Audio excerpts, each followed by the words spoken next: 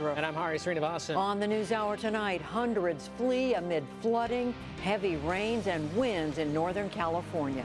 Also ahead this Wednesday, editors from newspapers in the middle of America share their readers' thoughts on President Trump's first month in office. And Miles O'Brien guides us through NASA's latest discovery of another solar system with Earth-like planets. In the hunt for potential alien life, the thought of finding places where there is liquid water is what really intrigues scientists. All that and more on tonight's PBS NewsHour.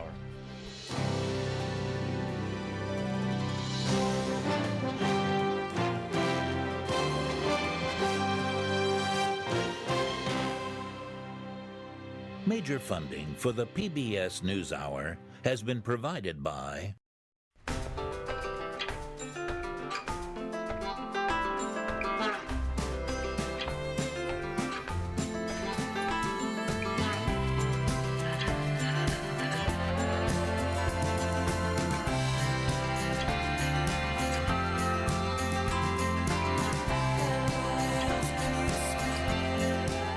moving our economy for 160 years. BNSF, the engine that connects us. XQ Institute. Supporting social entrepreneurs and their solutions to the world's most pressing problems. SkollFoundation.org. The Lemelson Foundation, committed to improving lives through invention in the U.S. and developing countries. On the web at lemelson.org. Supported by the John D. and Catherine T. MacArthur Foundation, committed to building a more just, verdant, and peaceful world. More information at macfound.org. And with the ongoing support of these institutions. This program was made possible by the Corporation for Public Broadcasting and by contributions to your PBS station from viewers like you. Thank you. A Jewish cemetery near St. Louis, Missouri won an outpouring of support today from Vice President Mike Pence on down. More than 150 tombstones had been toppled or damaged over the weekend, part of a spate of anti-Semitic attacks and threats nationwide. The Vice President visited suburban St. Louis this afternoon and made a stop at the cemetery. He got a first-hand look at some of the damage and briefly joined in the cleanup. There's no place in America for hatred or acts of prejudice or violence or anti-Semitism. I must tell you, the people of Missouri are inspiring the nation by your love and care for this place, for the Jewish community in Missouri, and I want to thank you for that inspiration, for showing the world what America is really all about. Online fundraising has brought in more than $92,000 to repair the damage at the cemetery. Muslim groups launched the effort in a show of solidarity. In Germany, the government is making it easier to deport rejected asylum seekers. Germany took in nearly 900,000 people in 2015. Today, Chancellor Angela Merkel's cabinet approved a plan that speeds up expulsions of those who don't gain asylum. Merkel's coalition has come under increasing domestic criticism over the tide of migrants, and it faces a general election in September. The United Nations warned today that nearly 20 million people face starvation in 4 countries if help doesn't arrive before April. The Secretary General said South Sudan, Nigeria, Somalia, and Yemen are on the brink of catastrophe, and he called for $4.4 billion. Jonathan Rugman of Independent Television News reports on South Sudan, where civil war has brought on disaster. Parts of South Sudan are in famine, the world's first since 2011. Over 250,000 severely malnourished children, says UNICEF. Almost 3 million people forced from their homes because of ethnic conflict here, massacres and widespread rape as weapons of war. And all the aid agencies admit that this famine is man-made. Those men are Salva Kiir, the president, wearing the hat, and Riek Machar, his former deputy. Listen to this former minister on how South Sudan's leaders outsource starvation as an issue for us rather than them. I met one of the finance ministers for South Sudan at the UN in New York, and I said, look, if this war continues, you are going to find your people are starving because you're diverting all these resources. He said, you will feed the people. Well, what do you mean, we will feed the people? He said, I don't believe that countries like Britain will walk away whilst hundreds of thousands of people starve, so we'll carry on fighting the war. But confronted with this suffering, doing nothing is not an option. And for those arguing that aid needs to be tied to political reform, what an appalling example South Sudan is. Back in this country, federal officials shut down a protest camp close to the Dakota Access oil pipeline. About 150 people left voluntarily, but others were arrested. Earlier, protesters torched their tents and teepees near the Standing Rock Sioux Reservation in North Dakota in what they called a ceremonial act. The Army Corps of Engineers ordered the site closed before spring floods. Other protest camps have sprung up on private land as construction resumes on the last stretch of the pipeline. The Trump administration is moving tonight to revoke guidelines on transgender bathrooms in public schools. They were issued under President Obama and called for letting students choose a bathroom based on gender identity. Administration officials say Mr. Trump is acting because he believes states should set their own policies. 13 states sued to block the guidelines last year. The organization that oversees the SAT college entrance exam is beefing up security after a rash of cheating. The College Board announced today that it will cut back testing dates overseas to reduce opportunities for stealing the exams. It's also increasing the number of audits at sites where the SAT is administered. The changes follow high-profile cases in Asia where students obtain copies of tests in advance. And Wall Street had a mixed day after oil prices slipped and took energy stocks lower. The Dow Jones Industrial Average gained 32 points to close at 20,775. The Nasdaq fell 5 points and the S&P 500 slipped 2. Still to come on the NewsHour, California braces for flooding after years of drought. Newspaper editors from the Heartland share their readers' views of the early days of the Trump presidency. Syrian refugees who would prefer not to move to the U.S., and much more.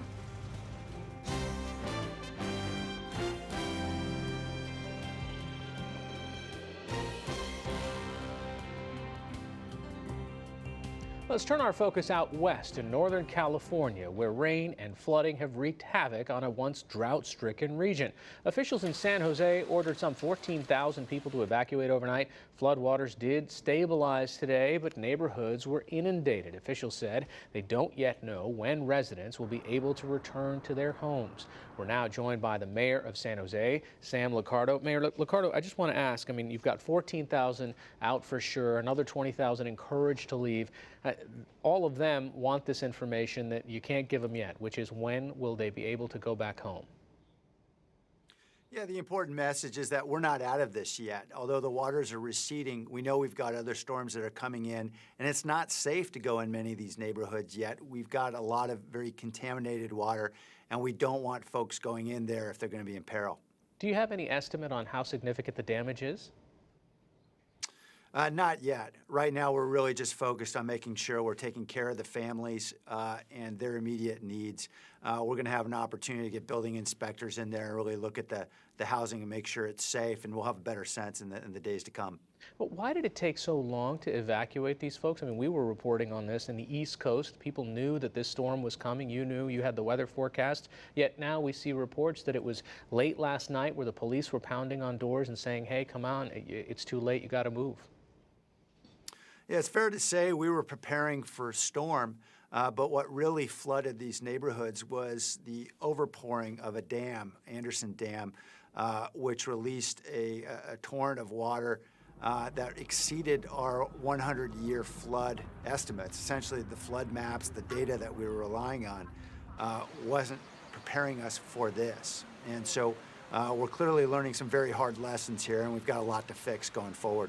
You know, Anderson Dam, which feeds that Coyote Creek area, some of the engineers say it could take 9 weeks for them to bring it down to the safe levels at 68% or whatever the capacity is of the reservoir, and right now it's up at 100. So is there going to be a huge volume of water that floods through this creek and basically keeps this the status quo in San Jose and parts of other neighborhoods here?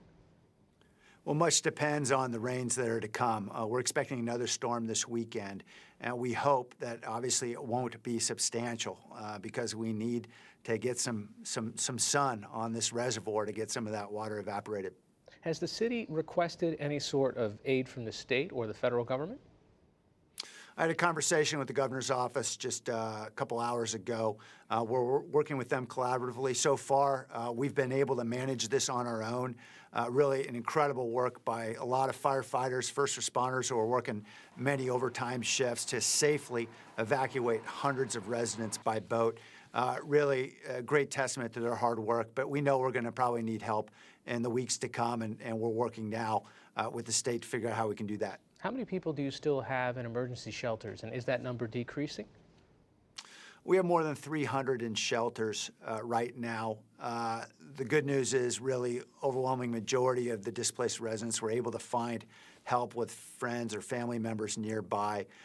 So we're going to do everything we can to help folks who are displaced and see how we can help them get back on their feet. What's been a remarkable thing is to see how the community has reached out in various ways to help these families. Volunteers, a lot of contributions and donations we're seeing pouring in now. It's a real testament to how this community is pulling together in tough times. Is there anything else that the city of San Jose needs? Well, certainly we appreciate any contributions through our local community foundation to help these families get back on their feet. But more than anything, beyond a big bottle of Drano, we could use some sun. And we've got some sun today, and we hope that the good weather will persist as long as possible. You know, it's an odd thing to ask for in California because we get 300 days of sun a year, and we've just endured years of drought. Yeah. But we need more sun. All right, Mayor Sam Liccardo of San Jose, thanks so much. Thank you.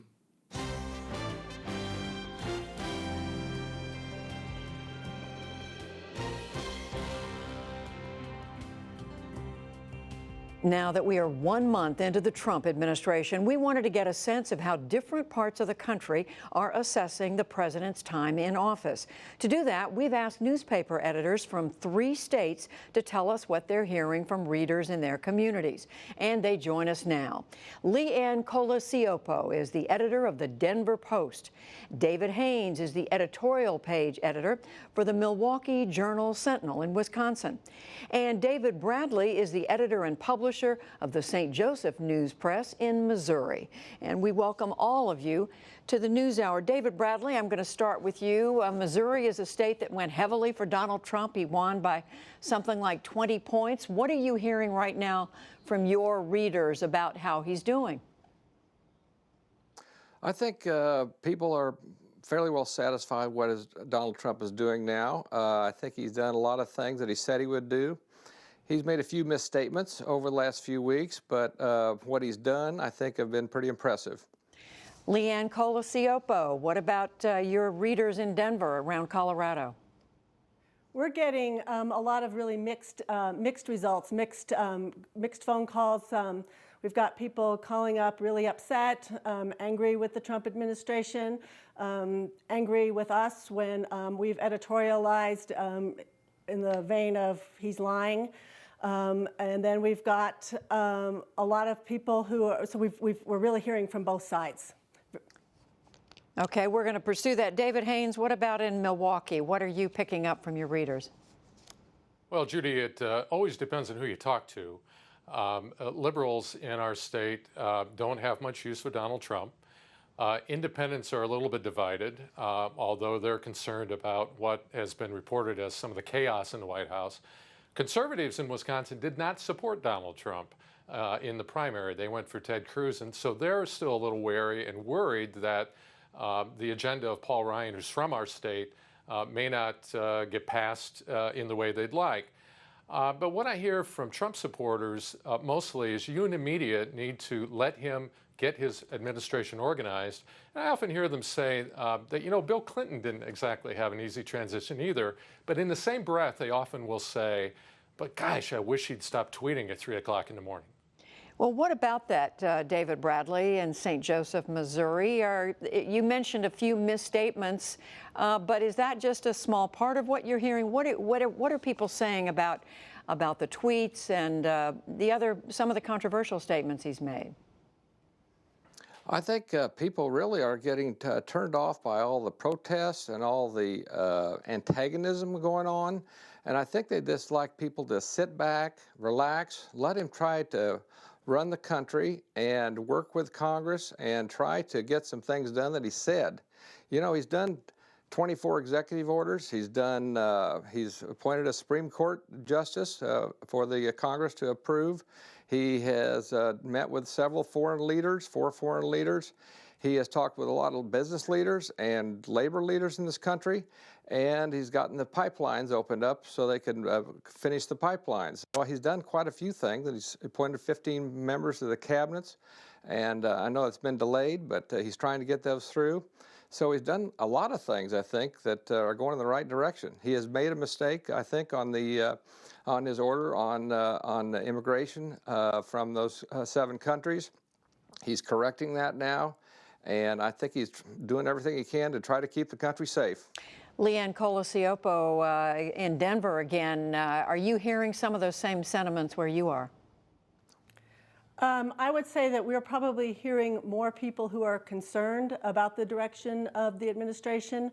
We are getting a lot of protests, it seems like almost every day. And we should say that Colorado is a state that Hillary Clinton won by about 5 points. So let me come back to you, David Haynes, in Wisconsin. You were saying there's a mixture of reactions to the president there. What about on the immigration order, the tightening announced this week, and then the 7-country travel ban? Well, immigration, as in many states, is an issue that cuts both ways. We have a large population of recent immigrants in the Milwaukee area, mostly from Mexico. There was a big Day Without Latinos rally here. But when you get out into the state, out into the rural areas where Donald Trump won by large margins, he won our state by about 10,000 votes, small margin overall, but he piled up votes in the rural areas. In those areas, that's also where dairy farming is in Wisconsin. And dairy farms in Wisconsin employ about 40% of their hired hands are immigrants, many of them undocumented. And so you have a situation in that area of the state where you have neighbors who, maybe a farmer who has undocumented immigrants working for him, and down the road a neighbor who went to a Trump rally and was chanting, "Don't build the wall." So it's quite a dichotomy here on that issue.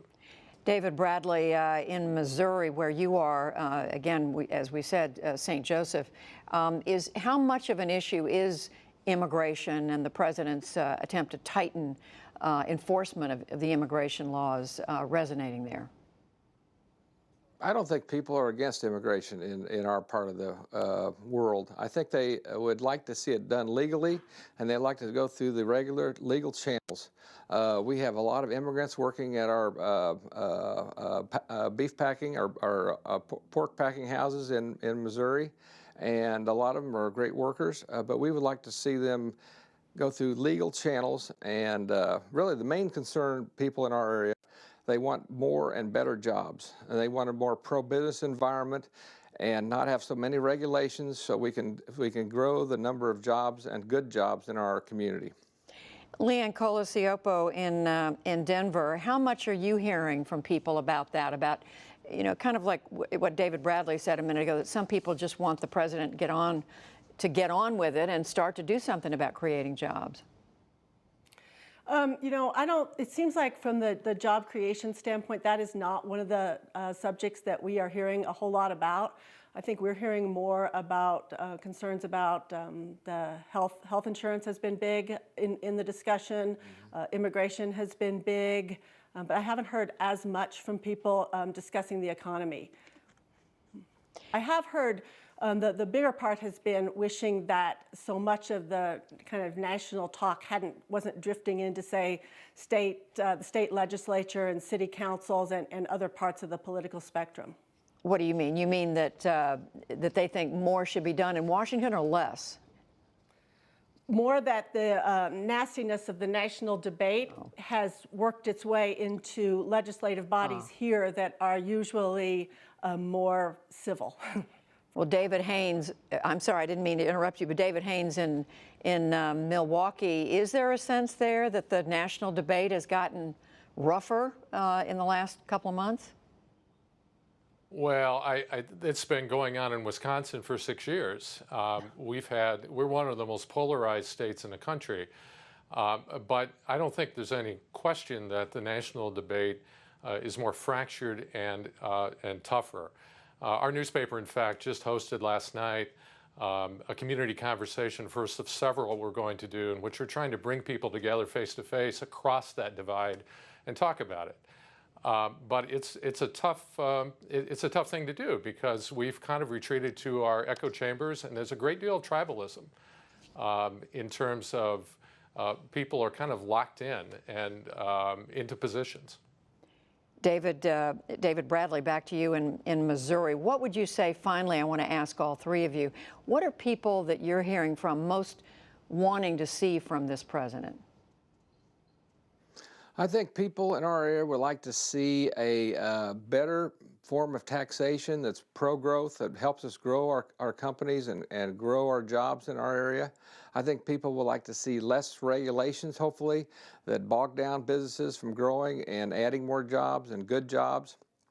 And I think they would like to see a better sense of communication between all sides, so they can talk to each other in a civil manner and get together and work together, not just antagonize each other and just wind up trying to delay everything. And it's an attitude that anything he does is not right today.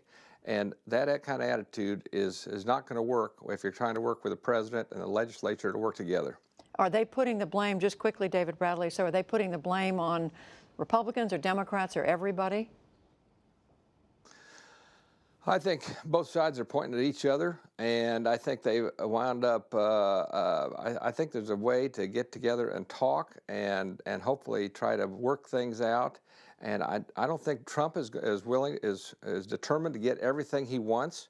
And I don't think the Congress is going to get everything they want, but there's got to be some form of compromise there, and we can make some headway to get this country off its stagnation. Very quickly to the other two of you, Leanne Colasiopo, hopes for this administration from your people in your area.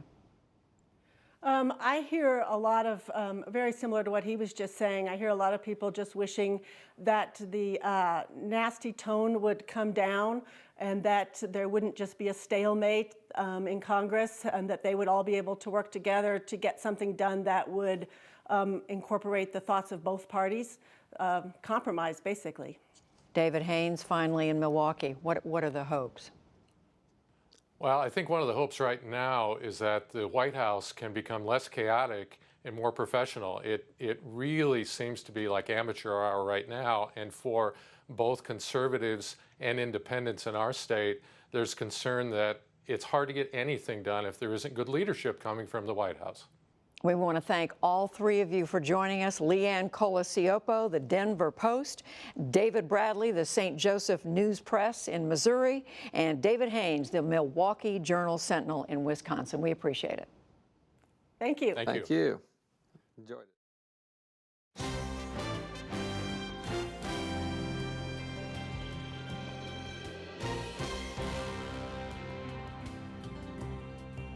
Stay with us. Coming up on the NewsHour, a newly discovered solar system sparks hope for finding alien life, and an industrial town putting its hopes in President Trump's promise to revitalize manufacturing. But first, nearly 5 million Syrians have fled their homeland for relative safety in surrounding Middle Eastern countries. Some hope to emigrate to Europe and elsewhere and undergo processing at United Nations centers throughout the region. Those hoping to come to the U.S. have an uncertain future ahead of them amid the Trump administration's orders on immigration. From Jordan, special correspondent Mike Saray reports. The long roads for the refugees hoping to settle in the U.S. and other countries start at processing centers like this one in the region, run by the UN refugee agency, UNHCR. Always a tedious and emotional process, recent changes in the U.S. immigration policy added a new level of anxiety for many refugees whose final screenings and departure flights were abruptly canceled, while UNHCR officials sorted out the implications of the president's executive order. Paul Stromberg is the deputy director of the UNHCR Resettlement Office in Jordan. The process doesn't allow really to speed up or slow down. The people who are traveling have completed this very thorough screening process that has lasted for each of them between 1 and 2 years. For many families, the ones who were about to leave at the end of that very extensive process had to be rebooked on flights. After 6 years of war, the nearly 5 million Syrian refugees are still living within 200 miles of their homes in neighboring countries like here in Jordan, Lebanon, and Turkey, with fewer options of ever being able to go back or going forward as more Western governments start closing their immigration doors. But as we discovered along the Turkey-Syria border, settling in the U.S. has rarely been the refugees' first choice for geographic and cultural reasons. Most Syrian refugees have preferred staying close to their homeland and relatives rather than immigrating to Europe, yet alone the U.S. And also, we have Syrian coffee here, and also the trademark, it's Syrian. They weren't using this. Rana, an English literature professor back in Syria, is now a social worker, helping her fellow Syrian refugees get food and housing. She believes many refugees' cultural ties to the region are holding them back from going to Europe as much as the financial and legal obstacles. It depends on the mentality of Syrian people. For example, if they find jobs and they could be able to afford living in Turkey, I think they will rather stay in Turkey. They don't need to even exert efforts to learn the language, and they share a lot with the Turkish people. With no end of the war in sight, neighboring host countries closed their borders with Syria last year. The overwhelming strain on their economies and delays in foreign aid pledges have forced them to reduce social services, prompting more Syrian and Iraqi refugees to choose the immigration route, no matter how long it takes.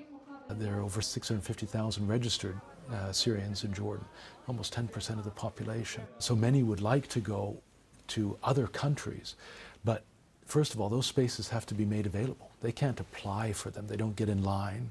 They don't come here and demand anything. But through spaces made available by resettlement countries, then we'll go out and check who best suits those conditions. The U.S. has taken far fewer Syrian refugees per capita than the other 30 resettlement countries, fewer than 18,000 compared to Canada's nearly 40,000 and Germany's more than 600,000. The U.S. also has an additional vetting process not required by the others. As a refugee, you're dealing with several different security agencies, different security databases, biometric registration at different and checks at different points of the process, face-to-face interviews at different points to verify what you are telling authorities. Refugees stay abreast of the latest immigration developments on local news channels and through regular contact with relatives and friends already in the U.S. This Syrian Kurdish refugee family from Kobani sold the last of their family jewelry to pay the rent for their apartment in an unfinished building they are living in until they know where their future will be. God's willing, if Kobani is liberated, I'll go back. I wish I can reach Kobani and die there. Even if the immigration ban is permanently overturned or substantially changed, it's had a chilling effect on many refugees who are now not sure if they still want to go to the U.S. if and when they get another chance. For the PBS NewsHour, Mike Saray reporting from Amman, Jordan.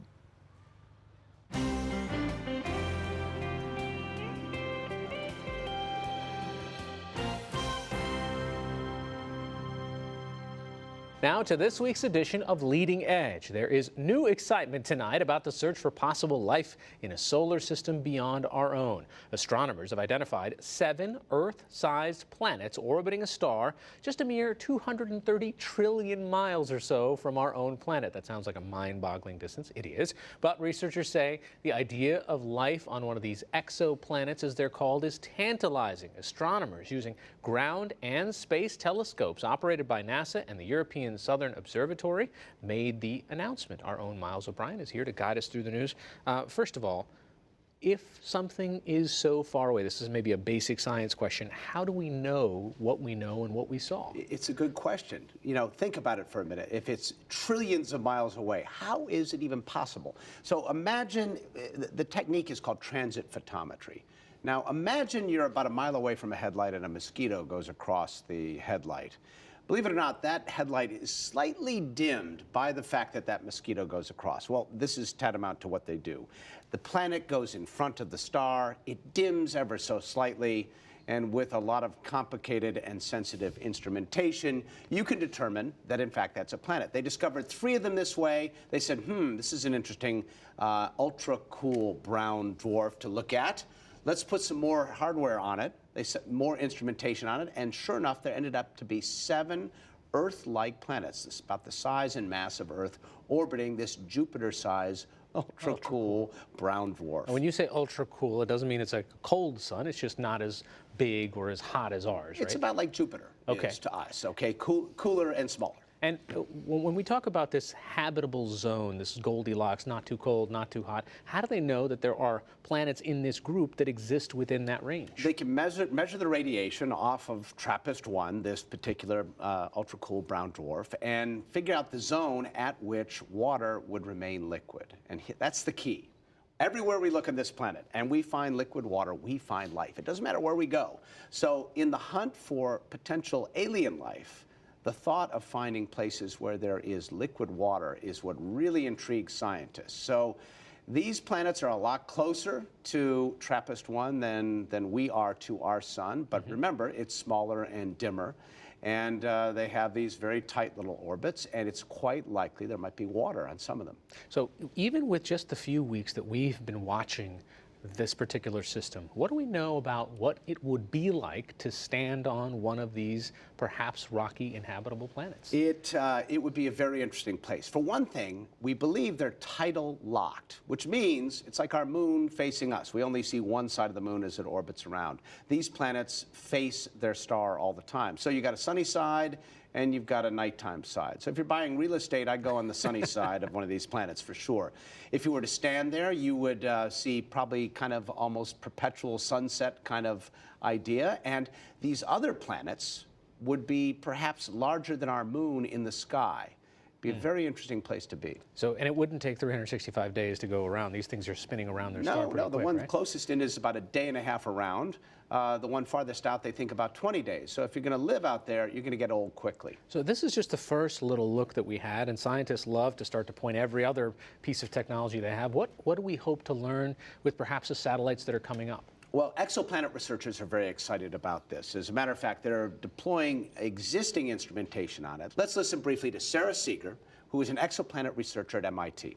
The great news is we can observe in the near future. We no longer have to rely on what we think and speculation, because nature usually is smarter than we are. And if there's any way for a life to get a foothold, we like to believe it will. This is like the Super Bowl for exoplanet researchers, right? It is indeed. And we're looking ahead toward a big improvement in the space-based telescope capability. The James Webb Space Telescope, long delayed, over budget NASA project, is finally slated for launch in October of 2018. It will have spectroscopy equipment on it, which means it'll be able to analyze the atmosphere of these planets and identify some of the key building blocks of life, whether it's oxygen or hydrogen or methane or carbon, and make some determination as to whether it is even more likely that there's potential life on some of these planets. All right, Miles O'Brien, thanks for joining us. You're welcome, Hari.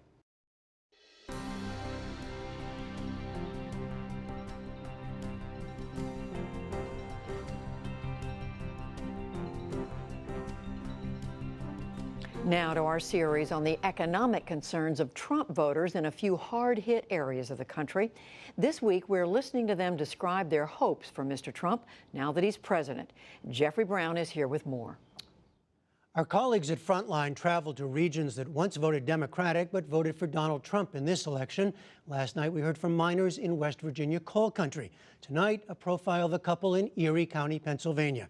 It's part of How the Deck is Stacked, the NewsHour's collaboration with Frontline and Marketplace in conjunction with the Corporation for Public Broadcasting.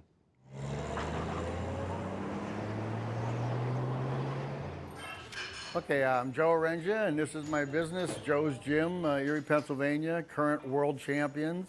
I'm a veteran, I'm on Social Security, and I'm a businessman. I've been undefeated world champion since 1993.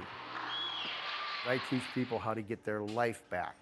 The only way you're going to get your life back is get your strength back. I want to see Erie the way it used to be. We've got to get our manufacturing back. For the sake of my children and grandchildren, I hope something happens.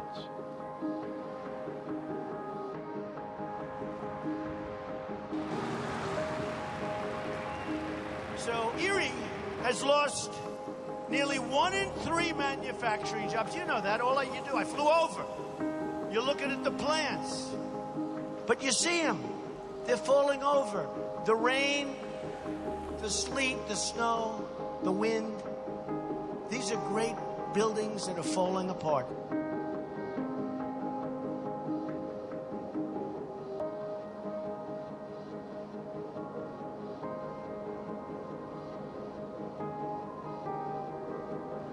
I promise, we can fix it so fast.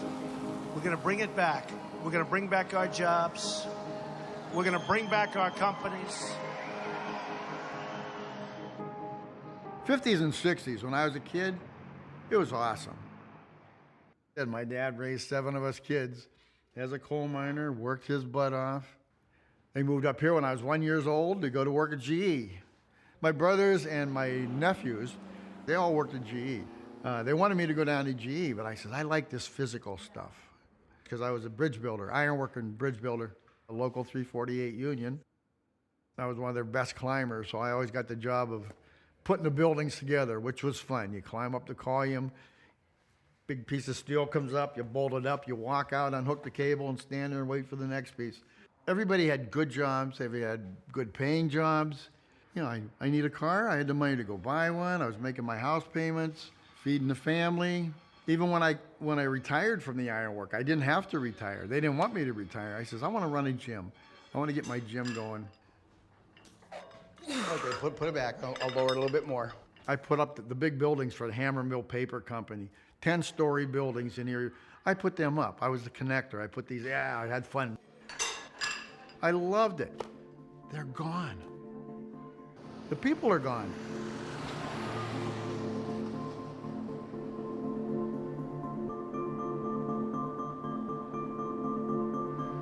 It seems like about the last 15 years, things have really sucked.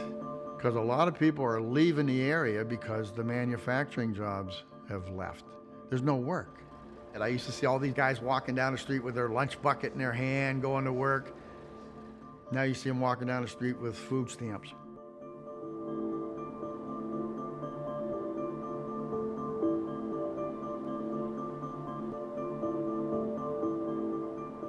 I had a lot of members here from GE. I don't anymore. I think I have 2. A lot of them left Erie. They're not even around Erie anymore. My wife runs a business. She owns Custom Audio right up the road here. The minimum I put in here is 8 hours a day. Last night I was here 14 hours. My wife puts in minimum of 60 hours a week and sometimes 80. We have to. Okay. Thank you. So I'm Sandra Lee Arengia. I've owned an electronics store for 33 years.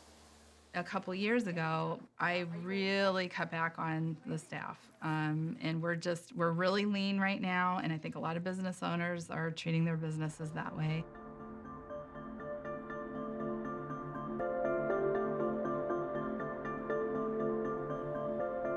What's happening to Erie is GE is transitioning down to Texas and Mexico. So those really good paying jobs will be leaving. Some of the other shops can't afford those higher paying jobs. They can pay well, but not as well as what some of the other workers, GE are used to.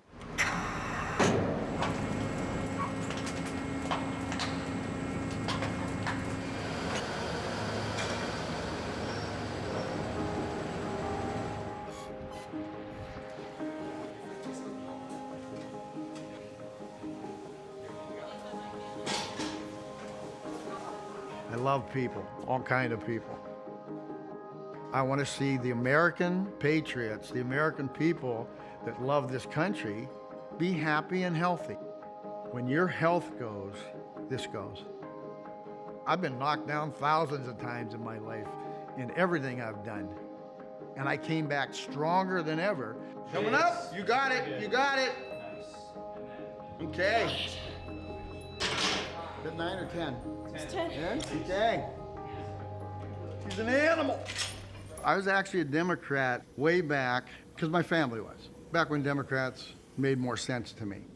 The Democratic Party is so strong here, and then you get someone like Donald Trump, who is really a very different candidate. I mean, we've never seen anything like him before, and I think that scares people.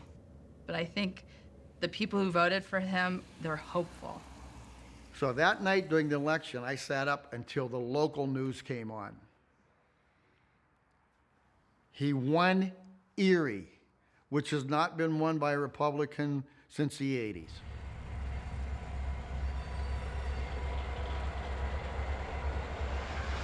If things get even just a little bit better, okay, let's give him another 4 years, because maybe it'll get a little bit more better. Okay, go for another minute on that. Watch that clock for 1 minute and you're done. If things get worse, no.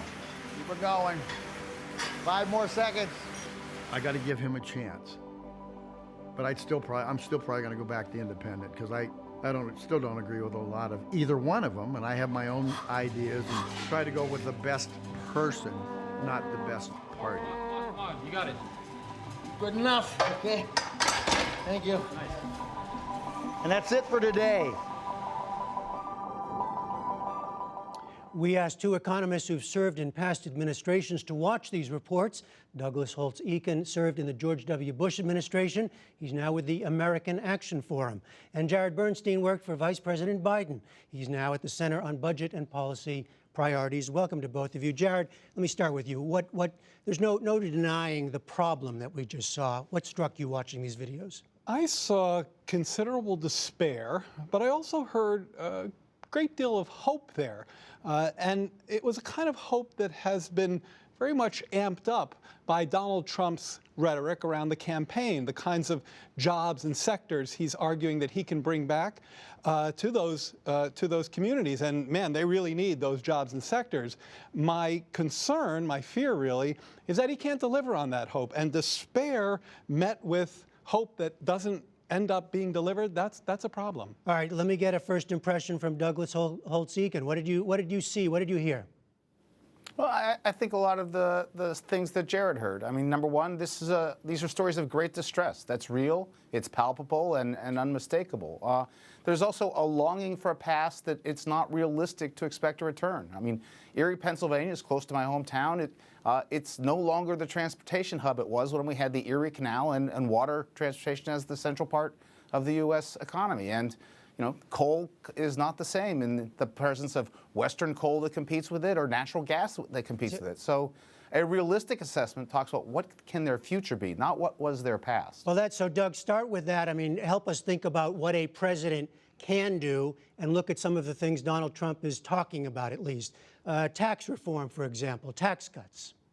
I think there's an enormous amount that the president can do on tax reform. We have a tax code that, broadly speaking, favors foreign production over domestic production. A good reform would neutralize that and shift things back to the U.S.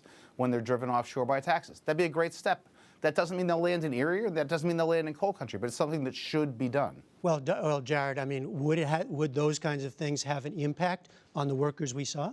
Perhaps at the margin, but I think we put way too much weight on tax reform as economists. You know, we've had very different tax regimes while globalization has been ongoing, and you've seen what's happened in these communities. So I don't think we can count on tweaks in the tax code, and Doug and I could probably agree on some very good ones because the tax code is pretty messed up, and hope that this globalization toothpaste will somehow go back in the tube, which is what I hear Donald Trump promising. And I agree with Doug. What needs to happen is that these communities have to adapt to globalization, which doesn't mean you can get back jobs that aren't coming back, but it does mean that you can make a play for advanced manufacturing, for new industries, for new types of energy.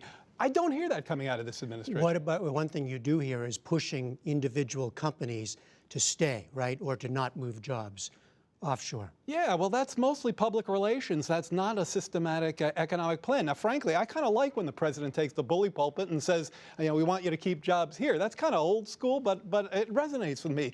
But I mean, that could be old school liberal, right? Well, yes, but it's not an economic plan. It's not a systematic strategy that will help deliver the goods to the kinds of communities we're talking about. Doug Holtz-Eakin, what do you think about that kind of move? And that kind of move, and then there's also the deregulation that he talks about. I think the bully pulpit is fine, but businesses follow economic incentives, and once you give them a good chastising, the economic incentives are still the same, and unless you change them, over the long haul, the results will be the same. So bully pulpit's great, but following through and actually changing the incentives they have and the kinds of things that get produced in these communities is the key. And I think that taking a good hard look at the regulatory state makes sense. We have seen a dramatic decline in the startup of new businesses in the United States. It's something that's happened across sectors. It's not just in manufacturing or just in retail. And so there's something going on there. And we know that when you start new businesses, that's when you get the job growth, that's when you get the new opportunities, and that's something that I think any administration should look closely at. What is I think, Jared, you brought up the word hope that we heard from these people. We heard the woman in Erie say people who voted for him, Donald Trump, they're hopeful. How important is the psychological factor?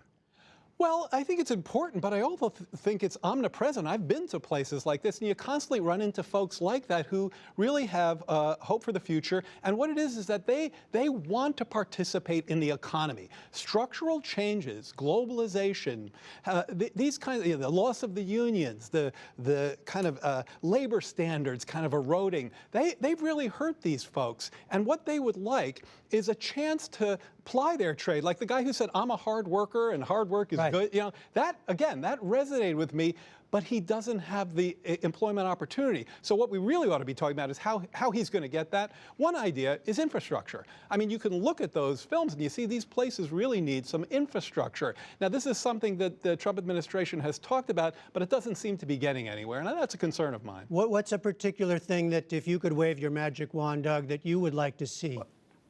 Well, look, the reality is this, if you can only have the infrastructure if you're going to have businesses that are going to use it, and so that becomes an issue. The reality is that in the manufacturing sector, it's been automation. It takes 10% of the workers that it used to create the same things in the U.S. and export them, and so there are fewer opportunities. So you need to be the worker who can take advantage of those opportunities. It is unsurprising that people with a college degree have an unemployment rate of 2.5%. That's the magic elixir in this economy, and these communities have too many people who have not had the educational foundation to take advantage of that, and we're missing the programs that get people who want to work hard but do not have the skills up to speed. Yeah, go ahead, Jared. So here I have kind of flipped the politics a little bit. I'm completely for people being able to get all the skills they can, but if you can be all educated and still not have a job that will suffice for you in your community. And so here is where I think Donald Trump has said something important and useful, and it's not just about education or infrastructure, it's about trade. It's actually the case. He's right that these communities have been hurt by our large and persistent trade deficits. And so we need to take steps to reduce those as well. Again, I don't hear them really talking about it other than some tariffs, which are bad ideas, but there are good ways to do that also. Okay, Doug Holtz-Eakin, a last word here from you.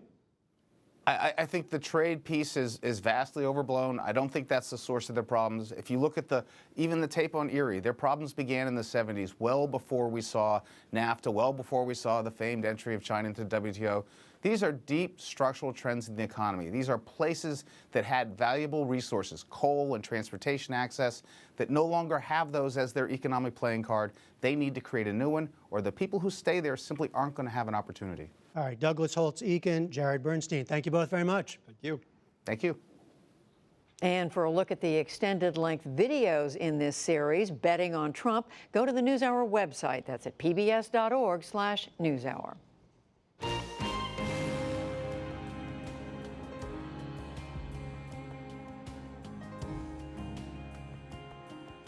The Trump administration today announced that it would soon make a major change regarding the contentious issue of transgender youth and which bathrooms they use at school. William Brangham has that story.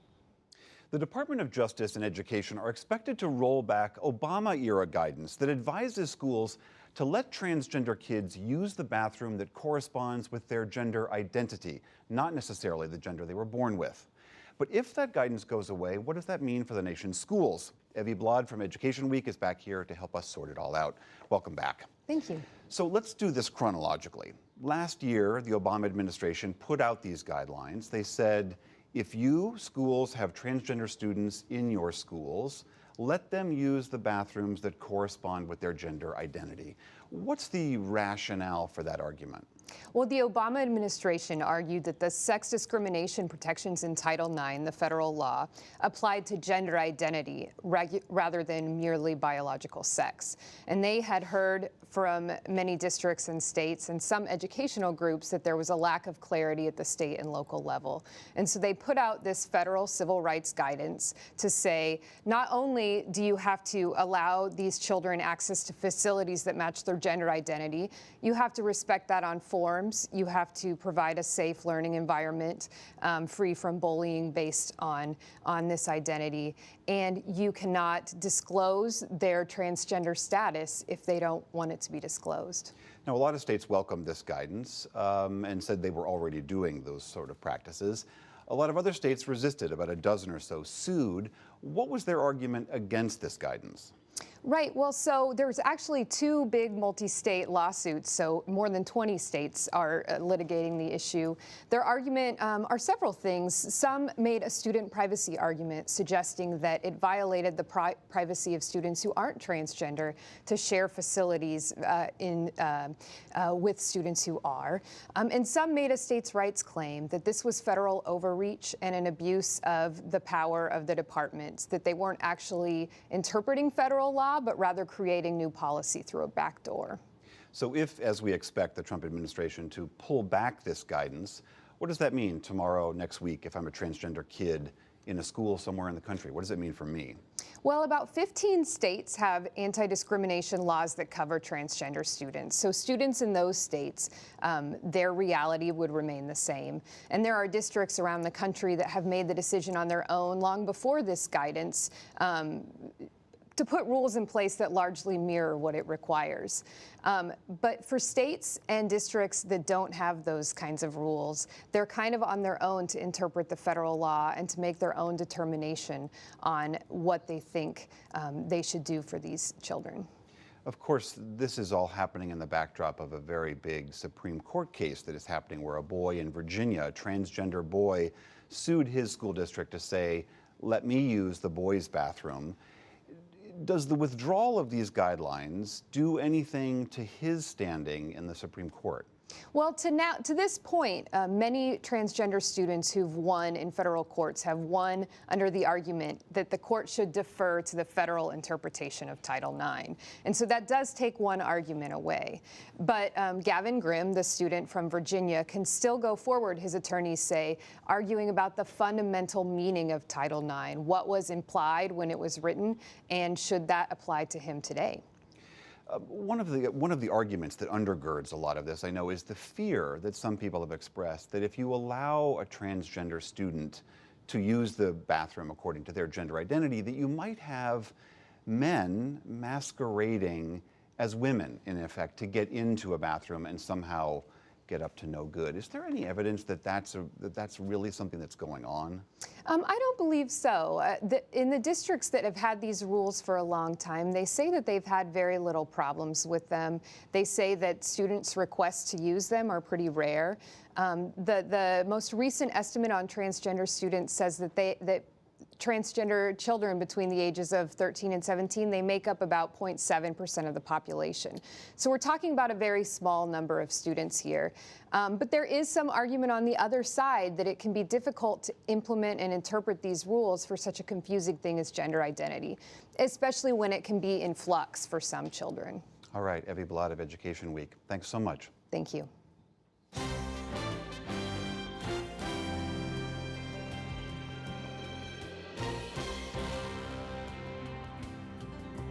On the NewsHour Online right now, a conversation with a photographer who captures the theater of American political life, from campaign rallies to protests.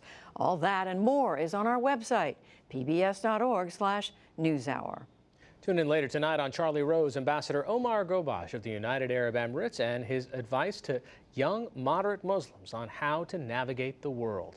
And that's the News Hour for tonight. I'm Hari Srinivasan. And I'm Judy Woodruff. Join us online and again right here tomorrow evening. For all of us at the PBS NewsHour, thank you, and we'll see you soon.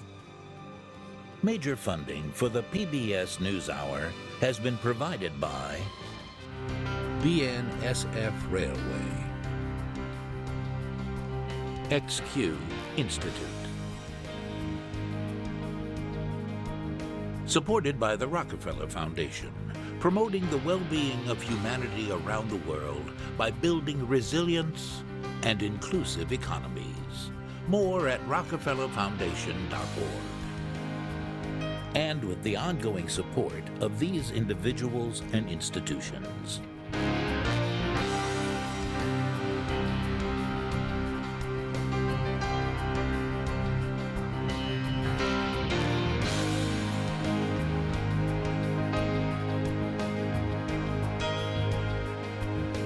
This program was made possible by the Corporation for Public Broadcasting and by contributions to your PBS station from viewers like you.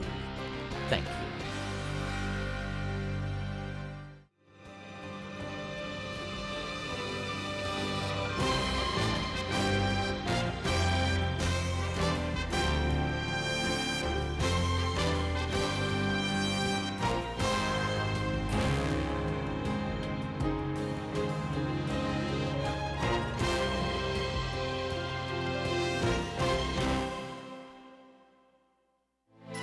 You're watching PBS.